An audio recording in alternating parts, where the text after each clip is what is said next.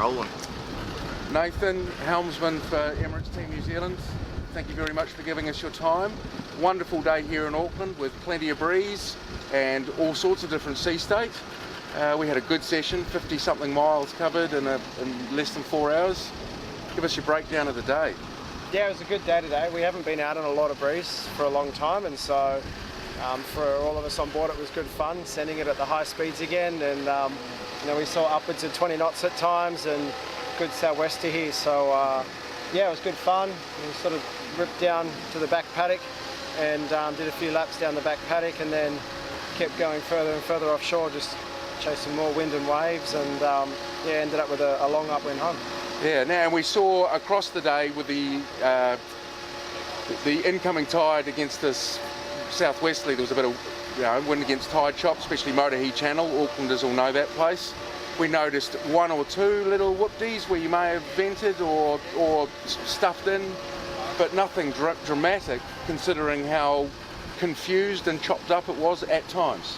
Yeah, exactly. Like, when you get to those bits where there is wind against tide, you do get some good chop, and we were probably just testing the limits on how high you can fly, how well the foil behaves, at those high ride heights. Like, I think anyone who knows foiling knows less foil immersion's generally quicker, but you go a bit too high, you get too much air on the foil and the boat drops down. So obviously we've got a test foil on and the One Design foil on, so just trying to learn a bit about those, and it was a pretty good day for it. We never saw any real big waves. If you want to replicate the waves probably of Barcelona, you've got to wait till the wind's blowing onshore. Understand. But we went about as far as we could to try and find some waves out there, and not enough really. Not enough, but yeah, boat looked in control the whole time. And you were in manual control all day today? Yeah, manual control all day today, and Blair and Andy are doing an awesome job on the flight. Blair's obviously got heaps of experience, and I think the two of them are working really well together, and you can be sailing with teams where it's really breezy and the comms get quite elevated, but it was pretty calm on board today, and that was good fun. It was quite cool for me to just sort of be amongst a good group of guys again and be out there sending it, and just seeing how far we've come over the last few months is pretty impressive too. Well, yeah, from off the boat, watching the progression, if you were in manual today, it looked better than autopilot at the beginning. So, it looks, that progression in that short amount of time is huge, especially with those conditions. Now, boat sailed really flat, really level, didn't see any massive cants to windward, or conversely in a puff, no big heels to leeward.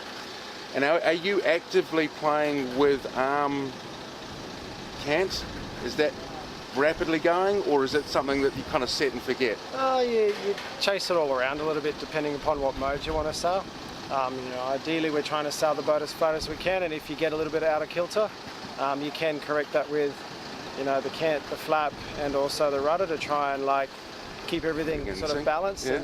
And the last thing you want to do is pop a rudder out of the water, or have the hull touch down, and if in doubt you prefer a hull touchdown than the rudder out of the water. So yeah, for me it's learning all these new techniques of these boats. Pete and Blair have been doing it for a very long time, so it's quite cool to be getting coached from the leeward side from Pete on my performance, and when he's quiet I know that I'm doing an okay job. Oh mate, it's epic to watch, and thank you very much for giving us your time. Good luck for Monday. Yep, thank you. See you next week.